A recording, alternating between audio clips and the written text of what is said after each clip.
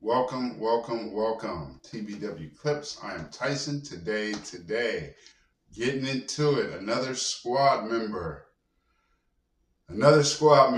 This time, Ilhan Omar of Minnesota, facing another primary challenger. So prior to Ilhan Omar, we had Cori Bush. I just did a video on that one, and we had Bowman.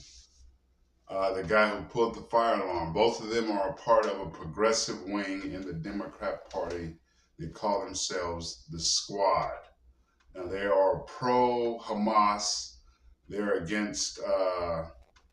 It seems as though they're against Israel, but they'll say that they're not. But their rhetoric says otherwise. So I think because of that, there's a split in the Democrat Party, and so right now, Democrats are putting money into this group called AIPAC, and they are spending a lot of money on the candidates who are running against the squad members. So this is something else that's happening. So let's see if they're doing it also with Ilhan Omar. We got AOC and Talita Sharib, who are also squad members who are possibly next. I don't know. Maybe they're not. But let's take a look at this clip and see what's going on. If you and I working together can raise $5 million in 6 months, you know Jamal Bowman ain't going nowhere, right? AIPAC, I'm coming to tear your kingdom down! And over in Minnesota, there's a big question. Will the Minnesota Democrat Congresswoman Ilhan Omar be able to buck a recent trend and prevail in her primary, unlike so-called squad members, House progressives like Jamal Bowman and Cori Bush? Tonight, she faces off in a rematch against centrist Democrat Don Samuels, the former Minneapolis City Council member, narrowly lost to Omar in 2022. Let's bring in Hunter Woodall. Okay, so I don't know if this guy who's challenging her had the backing of AIPAC in 2022. The war was, I don't know when it happened exactly. I don't know if the war was going on or not during that time, but it's going on now between Hamas and Israel. So we're going to see if let's see if AIPAC did anything last time, and I'm sure they're going to do something this time to impact that race. Was closely following today's primary contest. Hunter, good to be with you. What's the expectation in Minnesota, a state you know well? Well, you mentioned, obviously, that progressives had a challenging year. Representative Cori Bush of Missouri lost her primary last week. New York Representative Jamal Bowman lost his primary back in June. Those were alarming for progressives. If Representative Omar loses, this is deeply alarming because she hasn't had the same recent controversies that Bowman and Bush had. But she also has more leadership as progressive in Washington. She's the deputy chair of the Congressional Progressive Caucus. If we're really seeing a backlash to progressives, Representative Omar losing tonight could be a big signal of that. What's the campaign been like on the ground? Well, it's difficult because Representative Omar, has been targeted every time she's run for re-election. She had a well-funded primary challenger in 2020. She easily overcame him. In 2022, there wasn't that much thought that Don Samuels could actually beat Representative Omar in a primary, and then he came within a little under 2,500 votes of beating her, and that was shocking to. Okay, so it seems as though he did not have the backing.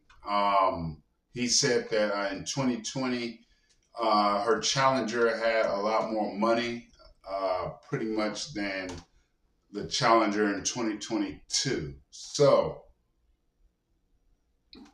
he didn't have a lot of money, and he came close. So I'm thinking that the war was going on when this happened, when this race happened, and that's what impacted it. Now this time, I'm sure he's going to have some money behind it, because nobody thought that he was actually going to win or come close, and he did. He did. So let's keep going.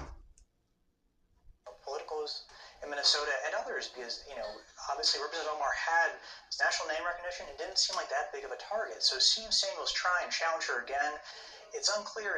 Is this going to be? Was that a one-time thing that she was going to struggle in a re-election, primary race, or is this here to stay that she's going to have some challenges? When it comes to the politics of this, all the money, who's backing Omar and who's backing her opponent? Well, that's been the strangest thing here.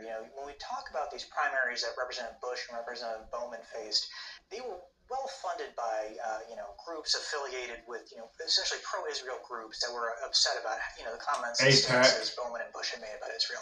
Representative Omar has been critical of Israel's government and of Prime Minister Benjamin Netanyahu. The same groups haven't spent lavishly on trying to oust her. They really haven't spent that much money at all to try and beat her compared to the millions and millions they put towards ousting Bush and Bowman. Oh, so AIPAC is not putting a lot of money into this guy. So, I stand corrected. AIPAC is not really getting involved according to this guy. So Ilhan Omar might still win. So I say that because AIPAC has been promoting the candidates who went against Cori Bush and Bowman, and those candidates won in their primaries against them. So if AIPAC is not involved, I don't know if Omar's opponent will have enough money or juice backing him to defeat her. So I'm going to go on record and say Ilhan Omar is going to win in her primary. But I want you guys to let me know down in the comments if she was to lose. If she was to lose, would that hurt Kamala Harris and the Democrats in this upcoming election? Because she's name recognition more than, I'm going to say, more than Bush and more than Bowman. I really only heard of Bowman when he pulled the fire alarm.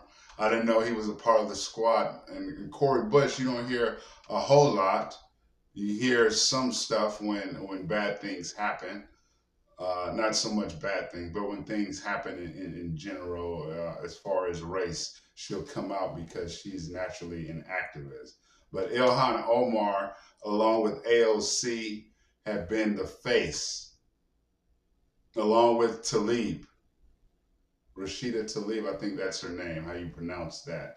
They've been the three main squad members. The other squad members have kind of been secondary. I don't even know they've been secondary. So those are the top three. She's a part of the top three. I think if she goes down, that would fracture the Democrat Party even more of a split. The pro-Hamas group, Palestinian, will be less likely, I believe, to vote for Kamala. They might sit at home. I could be wrong about that. Let me know if you guys think that in the comments also.